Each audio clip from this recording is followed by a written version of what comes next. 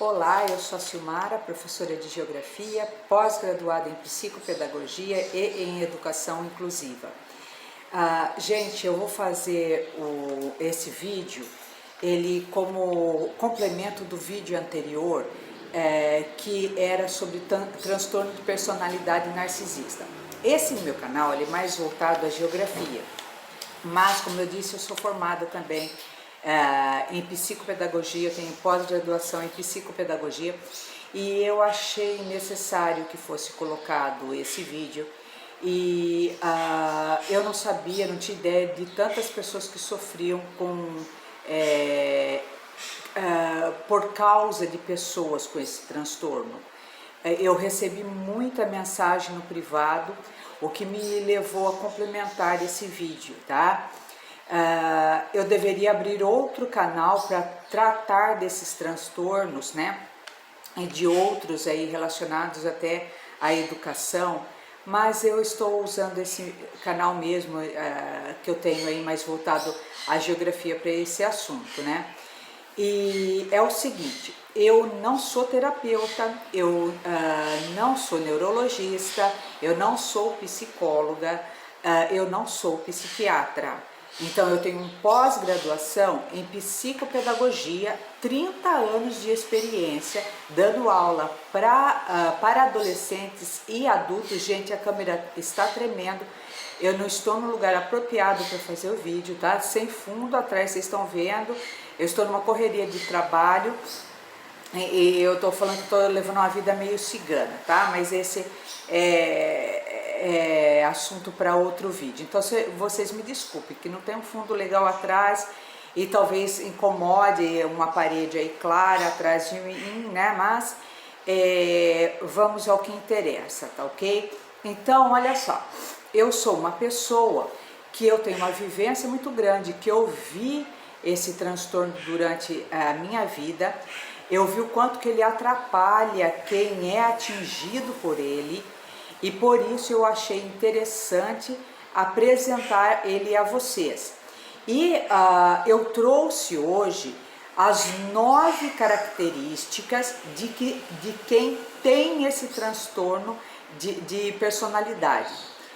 O que é eu mostrar isso para você? O porquê eu estou mostrando isso para você?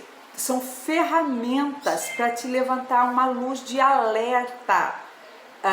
Eu não posso diagnosticar pessoa alguma.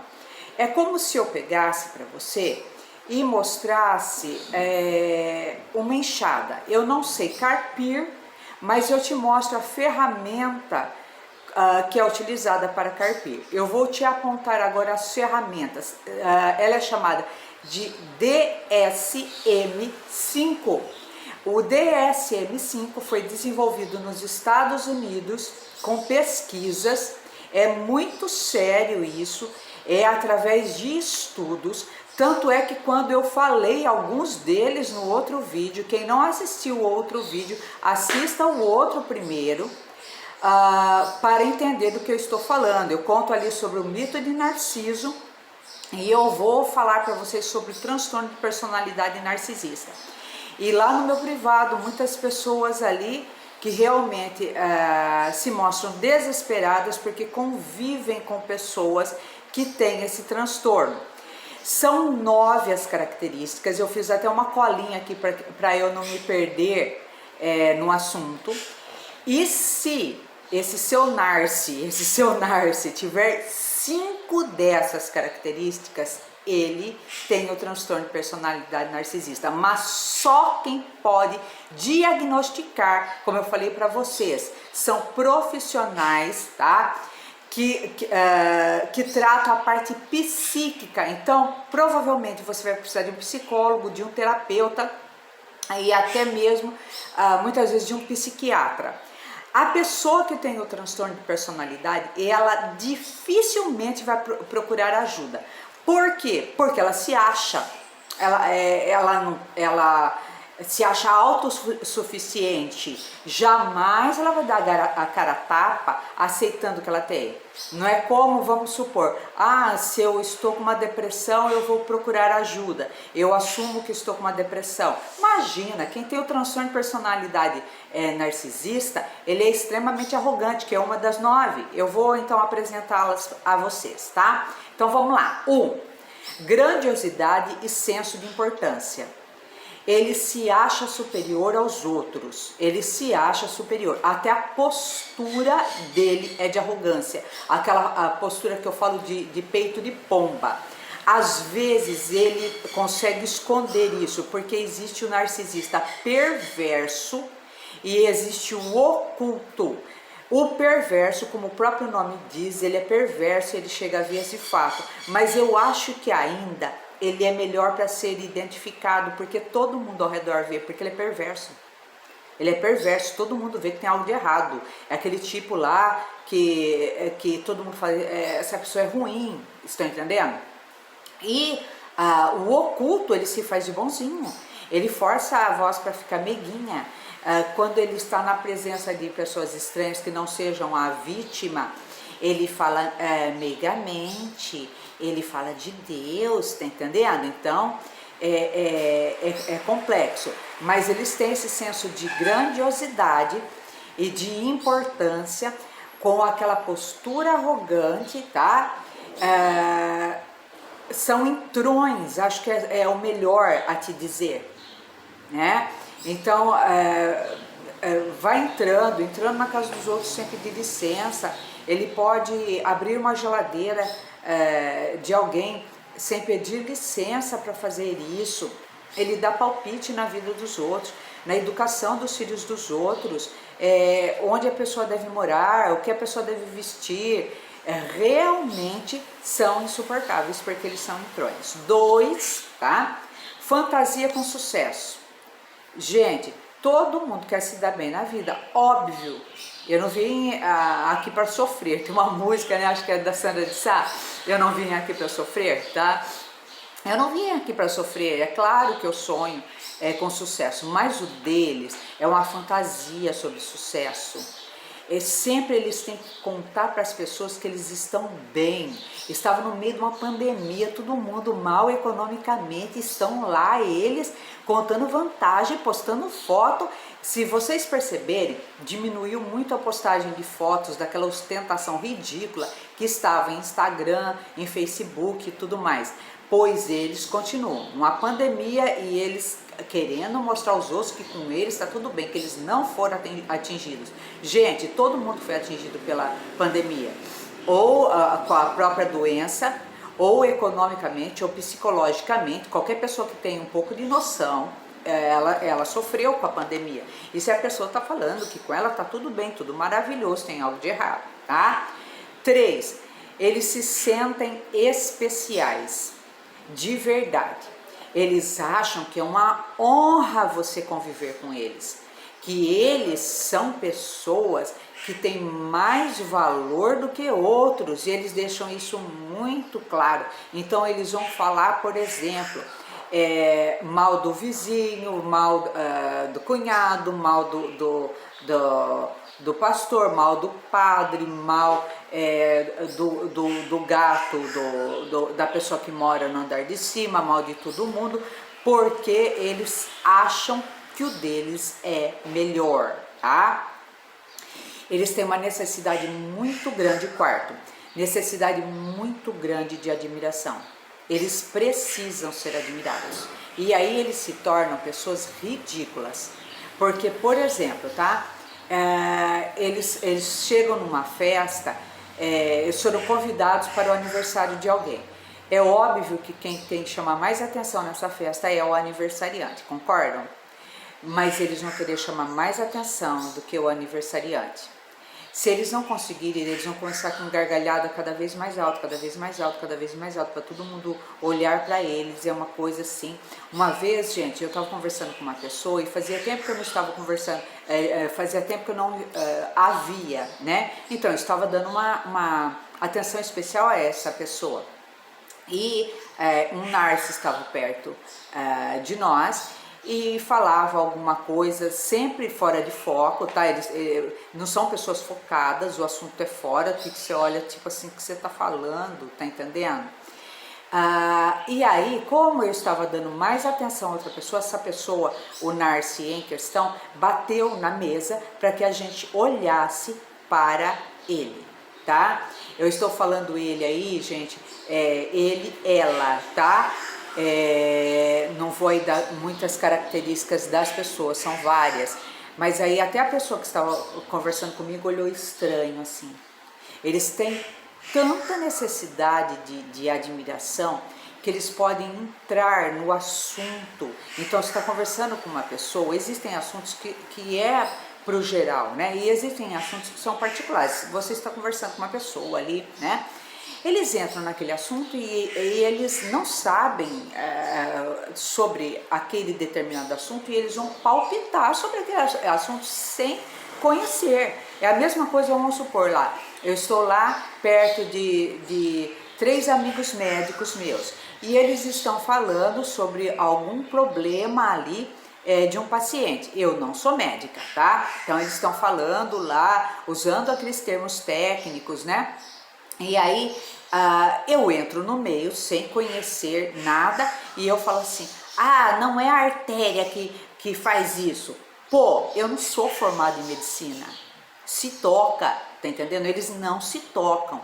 Eles vão realmente, eles têm essa necessidade de admiração e chega ao ridículo, tá? Senso de intitulação. Se dão título. Gente, presta atenção, em termos religiosos, tá ok? Apóstolo, que eu estou te dando um exemplo, tá? Apóstolo, obrigatoriamente, está escrito na Bíblia, tem que ter visto Jesus Cristo. Tanto é que Lucas, ele é chamado somente de discípulo de Jesus Cristo. Lucas, gente, Lucas era doutor e ele não fala Lucas, o apóstolo, ele fala Lucas, discípulo de Jesus Cristo, porque ele não o viu pessoalmente, tá? Então, fulano de tal, apóstolo, pai apóstolo, daqui a pouco tem rei apóstolo, supremo apóstolo, eu chamo de síndrome de Lúcifer, tá? Quem era Lúcifer, né? Ele era um anjo de alta potente, na verdade ele era ali, né? Nem era considerado anjo, esqueci o título dele ali, não sei se era arcanjo, querubim, serafim, não sei, mas ele era da alta potência ali. E ele se achou no direito de ser Deus. Então eu chamo isso de síndrome de Lúcifer. A outra, lembra aquela cientista que ela pegou e mentiu sobre um diploma de doutorado em Harvard? E aí, gente, ela foi desmascarada. É muito triste, eu fiquei muito triste com aquilo, na verdade, porque na verdade ela é doutora. Ela tem doutorado aqui no Brasil, eu não sei se pela Unicamp ou pela USP. Não havia necessidade alguma dela mentir que ela tinha um doutorado em Harvard. E não é só ela não, viu? Já vi aí povo falando de doutorado em Harvard e não tem doutorado em Harvard, coisa alguma, tá? Então eles se dão título, tá? Eu sou isso, eu sou aquilo, eu não sou nada. Eu não comecei o vídeo falando para vocês que eu vou mostrar para vocês as ferramentas que eu não posso diagnosticar, que eu não sou psicóloga, eu não sou terapeuta, eu não sou psiquiatra, tá? Eles vêm aqui, faz um vídeo e eles são capazes de se auto-intitular. É ridículo, é ridículo. Eu ia dar umas, mas deixa quieto, né? Sexto, exploração. Eles exploram os outros, exploram mesmo. Eu já falei no outro vídeo para vocês. Eles se apossam do que é dos outros, inclusive do trabalho dos outros, que eu contei no outro vídeo para vocês, uma experiência que eu tive com um superior hierárquico meu, que eu fiz um trabalho e que ela assumiu como se fosse ela quem fez, fotografou e tudo mais, porque ela tinha que apresentar o superior hierárquico dela, né? E ficou como se fosse ela, tá? Eu muito tonta, deixei aquilo passar, hoje não deixo passar não. Daqui a pouco eu vou chegar no final do vídeo e eu falo pra vocês, tá? É o que você pode fazer se você estiver convivendo com esses diabolizados. Ai, que horror, você está chamando de diabolizado. Ai, gente, com Deus é que não anda, né? Faça-me o favor. Então, olha só, eles exploram. Eles podem, tipo, tá? Eu já vi muito isso em serviço meu mesmo. Então, tinha que preparar, por exemplo, o lugar para uma festa, por exemplo, tá? E vai lá todo mundo no trabalhando, feito negócio, né? E eles arrumam um jeito de ficar lá gargalhando com alguém, né? Conversando com alguém sem fazer nada. Quando está no final do serviço, tá? Que vai aparecer ali o seu superior hierárquico para ver aquele serviço pronto, eles vão lá e faz só o finalzinho mesmo, pega uma vassoura, tá? E aí eles tiram uma foto, né? Trabalhando, tá entendendo? Para mostrar que eles fizeram, o serviço que nós fizemos não fez porcaria alguma, é o outro que se matou para fazer aquele serviço. Outra coisa, vamos supor que você entre numa sociedade com um ser desse, né? Então você tem ali você vai começar uma fabricação de roupas e você compra uma daquelas máquinas de costura caríssimas em sociedade com um ser desse. Esse ser vai levar essa máquina para casa, por exemplo, como se fosse dele, tá?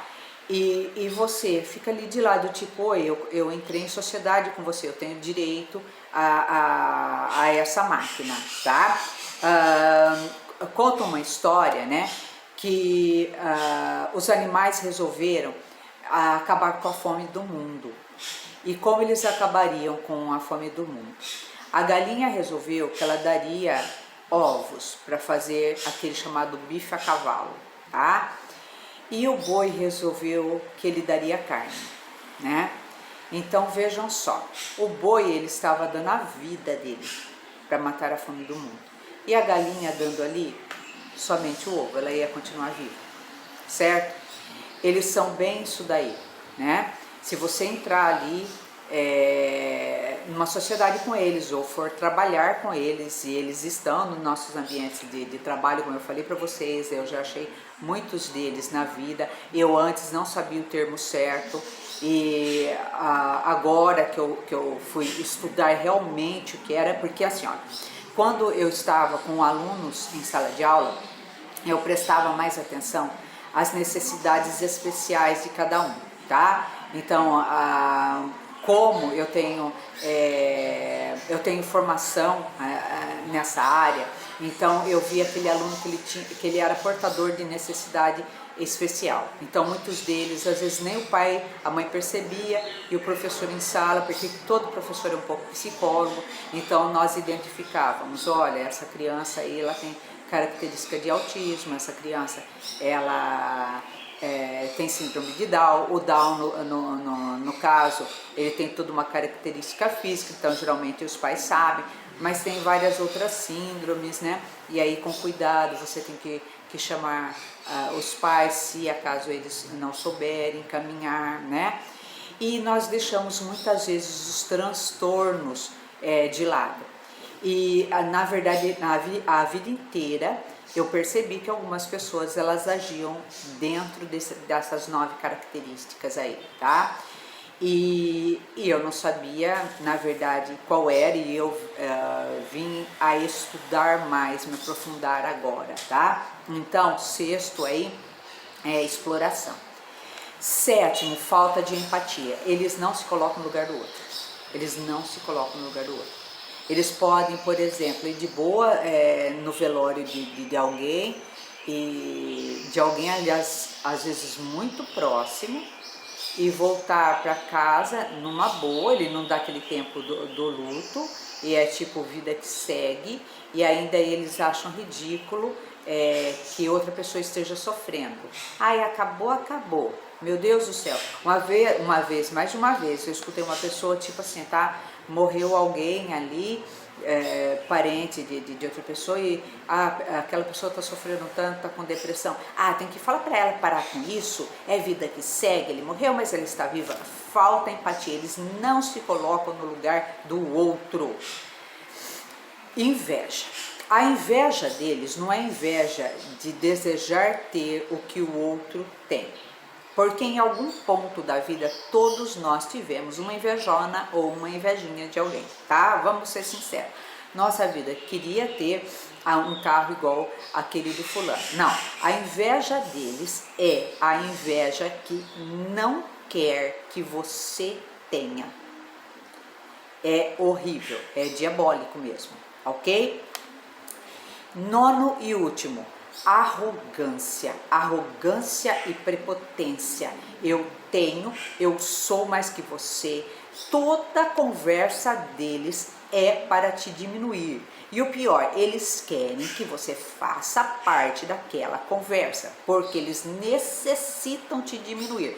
Porque na verdade, se eles fossem se tratar e lá procurar um terapeuta, eles iam descobrir, né, que eles têm uma baixa autoestima, tá? Na verdade eles sabem, eles são seres muito vazios e a dor é tão grande que ele precisa diminuir o outro. Ele sabe, na verdade, que é o outro que faz o serviço. Ele sabe que tem algo de errado com ele, porque tá todo mundo chorando porque alguém faleceu e ele só tem aquela lágrima de crocodilo dele, tá? Que eu falei para vocês que eles podem fazer um choro fingido do nada, que é assim, ó, se você falar não para eles, eles vão continuar insistindo, mas eles insistem.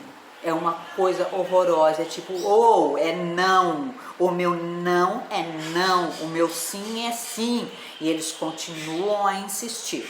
Se eles não conseguirem pela insistência, eles vão tentar mexer com a sua cabeça, tá? Então colocar filho seu no meio do jogo, alguém que você ama no meio do jogo, tá entendendo? Ah, mas seria melhor você fazer assim por causa da sua filha Cleonice. Cleonice, na verdade, necessita de tal coisa. Não, ele quer te aprisionar ali, então ele age dessa maneira.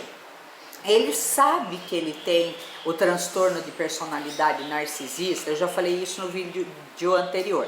Se tiver um grau de instrução mais elevado, sabe, tá? Sabe. Se não, ele não sabe que é o transtorno de personalidade narcisista, mas ele sabe que tem algo de errado com ele, sabe? Ele sabe que ele te faz sofrer, sabe? Sente um certo prazer. Depois que ele te deixou triste, se você olhar bem o semblante dele, tem um sorrisinho de sarcasmo no meio, tá? Tem um sorrisinho ali de prazer, porque ele te feriu. Eles não têm sossego, eles não têm parada. Por quê? Porque o parar faz com que eu raciocine, principalmente sobre mim. Então eles ficam andando agitados, eles não podem te ver parado.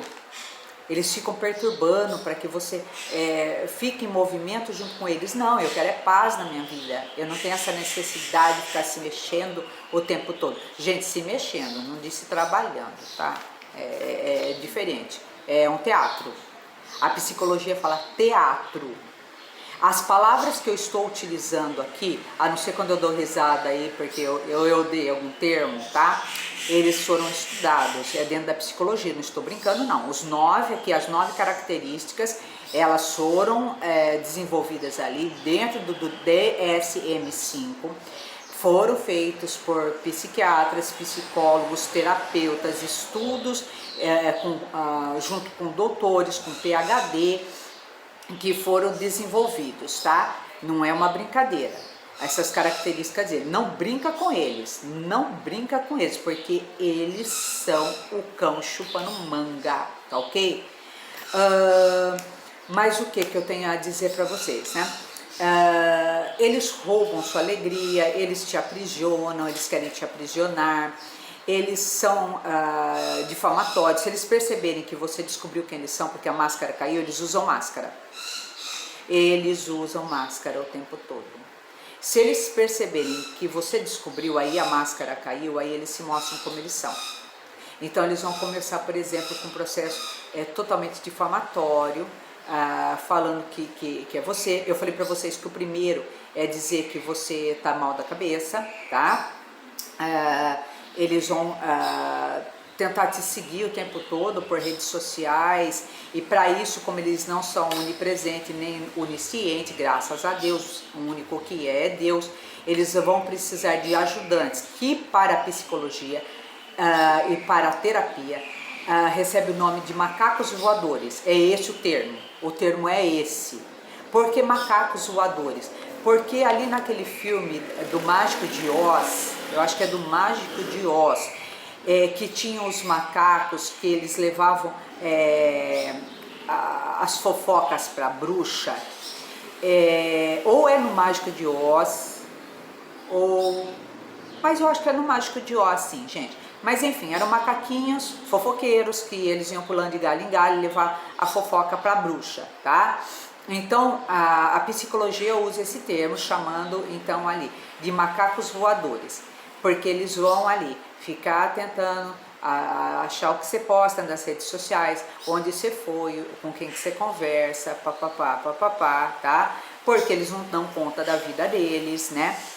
E daí eles vão contar para essa pessoa. Por que que eles contam para essa pessoa? Porque eles lucram de alguma forma, tá? Ou recebe mesmo, tem uns agrados em dinheiro. Se a pessoa com transtorno de personalidade narcisista for rica, ela banca, tá? Se for pobre, é porque ela escravizou eles também. Os macacos voadores são outros escravos aí, né? Mas são pessoas totalmente frágeis, que necessitam também de ficar alimentando demônio. Essa que é a verdade, né? E tem tempo na vida, porque eu não tenho tempo de ficar vendo a vida do outro. Eu não tenho tempo de ficar... Gente, eles são tão infelizes que é tipo assim, tá? Eu já escutei várias vezes. Você viu que fulana tá namorando de novo? E daí que fulana tá namorando de novo? Tá feliz, né? Tá feliz, você tá querendo namorar também? É esse o problema? Você viu que filho de fulano tal coisa? Você viu tal coisa? É essa conversa, é o tempo todo. Se você por acaso falar assim, nossa, eu comi um pão tão gostoso hoje, na casa do seu Zé. É porque você não comeu o pão feito com trigo cultivado nas altas montanhas do Himalaia pelas virgens monge do Tibete, que adoçado com açúcar tal. Nossa, é uma grandiosidade. Eu preciso ser maior do que os outros, eu preciso ser melhor que os outros, tá? São um bando de felizes, na verdade, tá? Então, dentro aí desse ciclo doente, existe ali, né? O narcisista ou a narcisista, o bode expiatório, tá? Que é aquela pessoa que eles fizeram com que trabalhasse para o sustentar mesmo, né? E eles rebaixam essa pessoa. O dourado, então, se vamos supor, é uma mãe ou um pai narcisista, ou os dois, porque a Bíblia diz, não andarão dois juntos se não estiverem em acordo, tá? Isso é bíblico. Então, olha só, eles vão criar um filho que é o bode expiatório. Já falei isso no vídeo anterior. Esse termo, todos os termos aqui, usados pela psicologia, não estou inventando nenhum, tá ok? O bode expiatório. O bode expiatório, eles menosprezam, enche a cabeça dele, enche. E esse bode expiatório, ele cresce, né, tentando ganhar algum amor deles, então ele aprende a ser muito habilidoso para que ele ganhe a afeição deles, o que eles nunca vão reconhecer, nunca eles vão falar, foi você que fez, tá? E tem o filho dourado, ou filha dourada, ou neto dourado, que é aquele que eu brinquei no vídeo anterior chamando de Johnson. Johnson é o termo da Silmara, tá, gente? Para a ciência é chamado de dourado mesmo. Que eles vão falar para todo mundo que aquele é especial, que ele é inteligente, que ele sabe isso, que ele sabe aquilo, que é ele quem comanda, é nada, é um encostado. Ele foi criado achando que ele é a última bolacha do pacote de traquinas, tá? E ele vai ser o próximo narcisista. Pode inverter, se tiver mais filhos e o dourado sair do quadradinho, fizer alguma coisa que os Narci não queriam que ele fizesse, ele é descartado e ele é substituído por outro filho, se tiver mais filhos na família, tá? Os outros filhos são nada, né? A não ser, como eu falei, é um jogo mental isso, que esses Narci precisem desses nada para eles, tá? Então, é muita coisa para eu colocar num vídeo só, gente. Mas como sair deles, tá? Eu vou falar o que a psicologia fala. A psicologia manda você cair fora mesmo. Sair fora é contato zero, tá? Deixa falando sozinho. Não dá munição para demônio. Não deixa vampiro sugar teu sangue, tá ok? Esse processo muitas vezes é tão difícil que você vai precisar de ajuda de profissionais da saúde. Se não tiver como você cair fora deles, seja o que eles chamam de pedra cinza. É um termo mesmo. O que é uma pedra cinza? Uma pedra sem graça. Não dá munição para eles, entendeu? Eu sou tão sem graça que eles vão acabar me descartando, não se importam comigo, porque eu sou sem graça e não dou munição para eles, tá ok? Biblicamente também é falado para você não andar com esse tipo de pessoas. E a Bíblia também, ela fala o seguinte: não sejais como cavalo, nem como a mula, que precisam de cabresto e freio para refriar a sua língua. Eles falam demais, eles falam aquilo que eles desconhecem. Eles sabem, vou continuar a te dizer, eles sabem que eles estão te ferindo, eles sabem que eles fazem. Tanto sabem que fazem, eu não falei para vocês que um monte de gente aí mandou para mim no privado, gente que tá ferida, por isso que eu estou fazendo esse vídeo. Uma dessas pessoas, que eu não vou falar se foi pessoalmente, se foi no privado, meio que veio se justificar para mim, né? Falando, eu não sou assim. Eu não falei nome, né? Tá entendendo? Né? Se você já percebeu, então, que você tá dentro desse ciclo e você tá dizendo que você não é assim, desculpa, gente. Tô com um ventilador de frente aqui, aí a voz fica falha aí, tá? Então saia fora, para de sustentar esse ciclo, bota a cabeça no travesseiro ali, faça oração, que é a principal também para você sair fora dessas pessoas. Ora, pede para Deus direcionamento, que Ele abra os seus olhos, que as vendas caiam, tá? E agora, com o abrir dos olhos, como vocês gostaram do mito de Narciso, eu vou te contar outro mito, o mito da caverna de Platão. Platão foi um filósofo que ele provavelmente escreveu o mito da caverna há 2.400 anos atrás, tá? 2.400 e poucos anos atrás. Contou Platão que haviam escravos dentro de uma caverna e eles haviam nascido dentro daquela caverna e eles eram amarrados dentro dessa caverna e eles nunca tinham visto a luz, a não ser de uma fogueira, que era assim, eles ficavam no fundo da caverna, havia uma fogueira, tá? Quase perto da entrada da caverna, e depois da entrada da caverna. Seus opressores faziam com que circulasse na frente, ali na entrada da caverna, né? Pessoas e carruagens e animais, e a projeção, então, do fogo na parede, tá?